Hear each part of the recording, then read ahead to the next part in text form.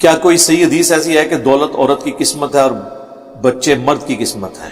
اگر عورت کا شوہر کمائی کے لیے کام نہیں کرتا تو اس کی بیوی قسمت، بیوی کی کیوں قسمت ہے؟ اس کی اپنی مردودیت ہے۔ بخاری و مسلم دونوں میں حدیث ہے کہ اے نوجوانوں کے گروہ، تم میں سے جس میں استطاعت ہو وہ نکاح کرے۔ نکاح کرنا نگاہوں کو نیچا رکھتا ہے اور تمہاری شرمگاہ اور عفت اور عصمت کی حفاظت کا ذریعہ ہے، اور جو نکاح نہ کر سکتا ہو وہ روزے رکھ کے اپنی شہوت کو ٹھنڈا کرے۔ تو وہ استطاعت کیا ہے؟ شہوت اس میں پہلے ہی موجود ہے، نہ مرد نہیں ہے وہ۔ اور اللہ کے نبی فرما رہے ہیں کہ مرد ہو تو شادی کرو، اور مرد ہونے کے باوجود شادی نہیں کر رہے تو کس بنیاد پہ؟ استطاعت نہیں، یعنی فائنینشل یہ حالت نہیں ہے۔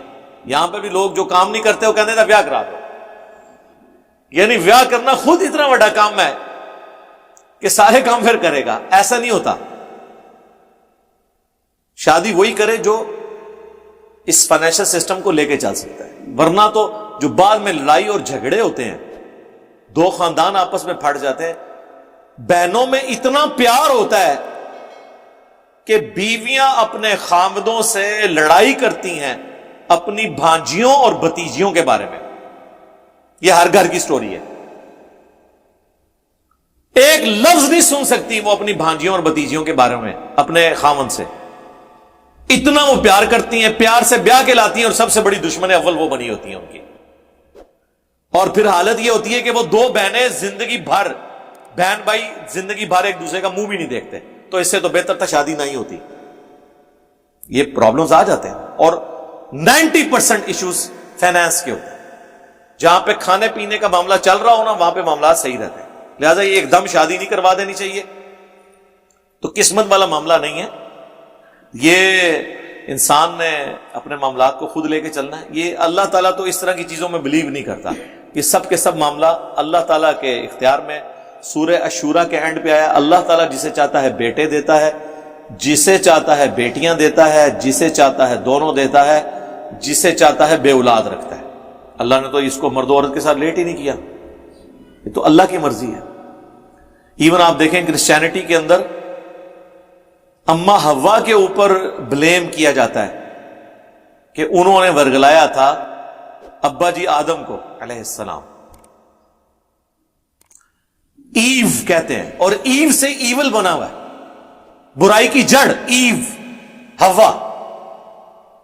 لیکن قرآن آپ کھول کے دیکھیں، سورۃ الاعراف میں سٹارٹ ہی میں قصہ آدم اور ابلیس پوری تفصیل کے ساتھ آیا ہے، اور وہ تثنیہ کے سیغے کے ساتھ، ان دونوں نے یہ کیا، ان دونوں کو ہم نے یہ حکم دیا، وہ دونوں یہ کرنے لگے۔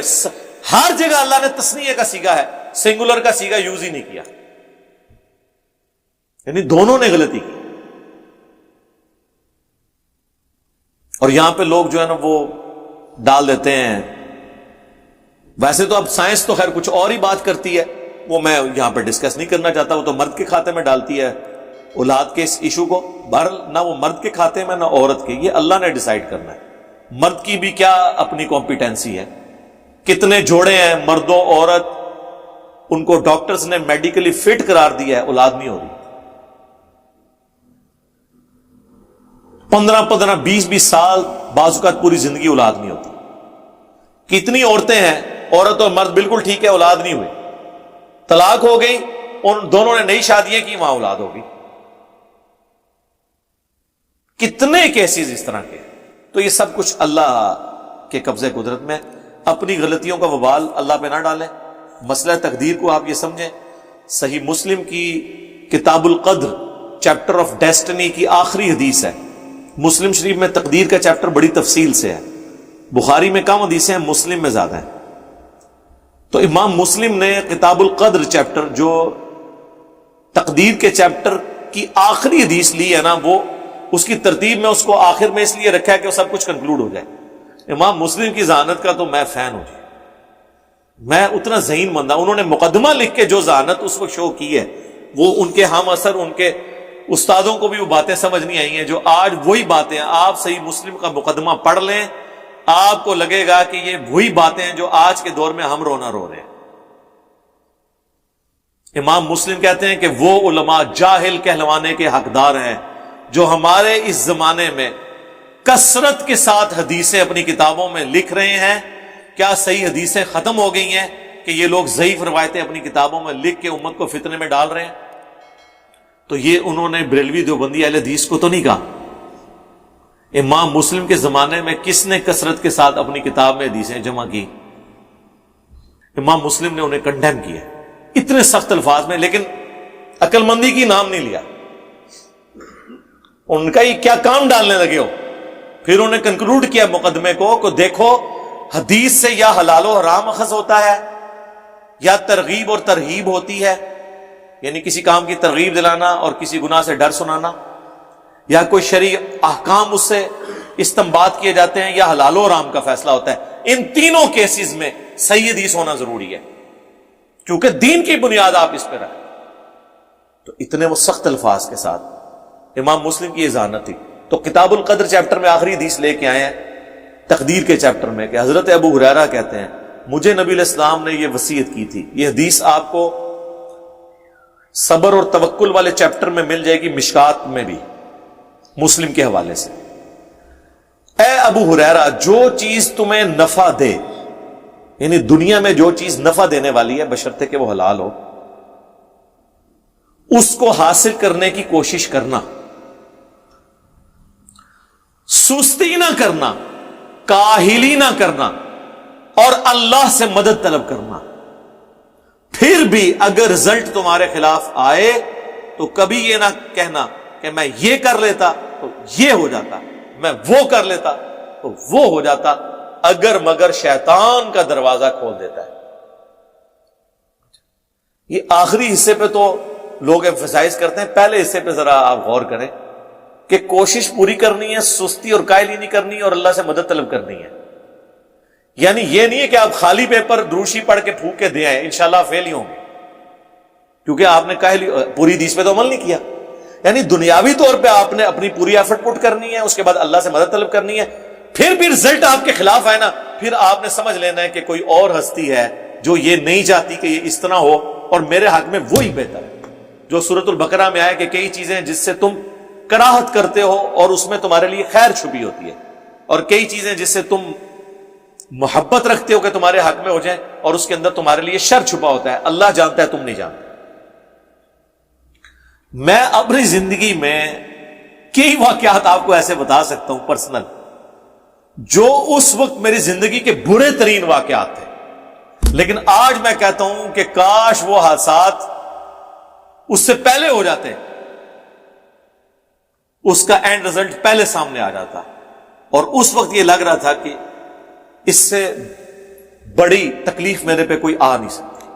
یہ ہر بندے کی زندگی میں ایسے واقعات ہوتے ہیں، لیکن چونکہ اللہ تعالیٰ مستقبل کو فورسی کر رہا ہوتا ہے، اللہ کو پتا ہوتا ہے اس میں سے میں نے نکالنا کیا ہے. نبی علیہ السلام جب مکے سے مدینے کے لیے نکلے ہوں گے تو جامع ترمذی اٹھا کے دیکھ لیں، حضور پلٹ پلٹ کے کعبے کی طرف دیکھ رہے ہیں کہ اے کعبہ تو مجھے سب سے بڑھ کر محبوب ہے اس روئے عرض پہ، لیکن کیا کروں، تیرے باشندے مجھے یہاں رہنے نہیں دیتے.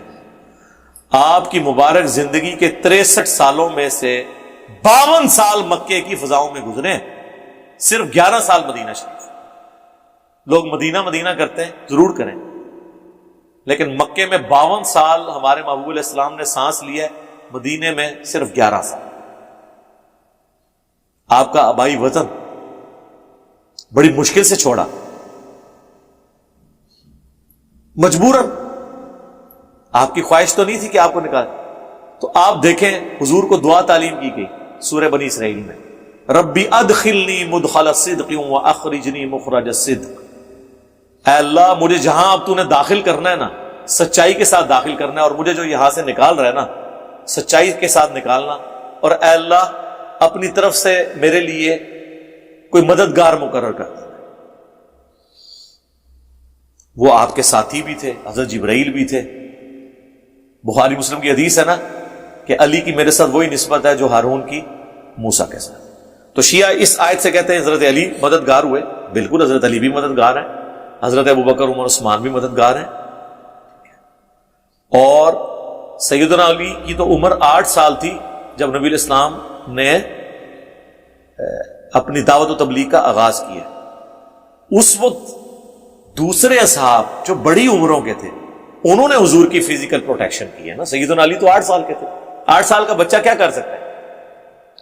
اس زمانے میں کون؟ سعد بن ابی وقاص، عبد الرحمن بن عوف، سیدنا ابو بکر، یہ لوگ جو بڑی عمر کے لوگ تھے.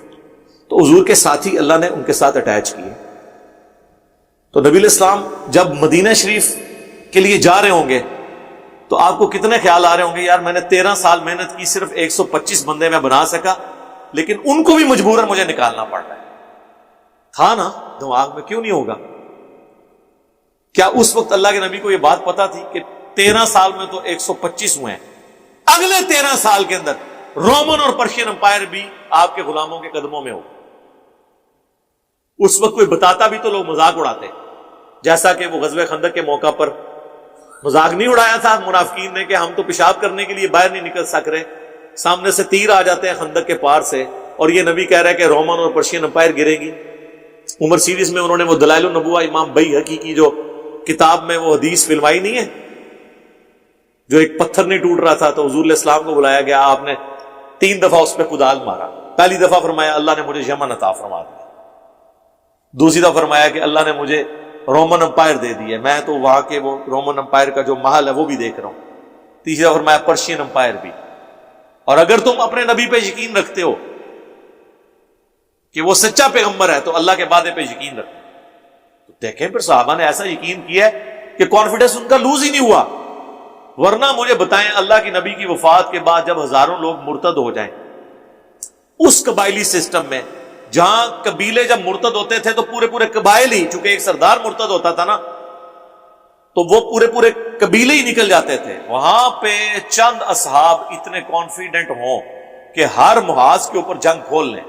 حضرت ابوبکر صدیق منکرین زکوٰۃ کے خلاف بھی، مرتدین کے خلاف بھی، 2 جھوٹے پیغمبر ان کے خلاف بھی، اور پہلل میں رومن امپائر کے لیے بھی بھیجا ہوا ہے جناب وہ اسامہ ابن زید کو.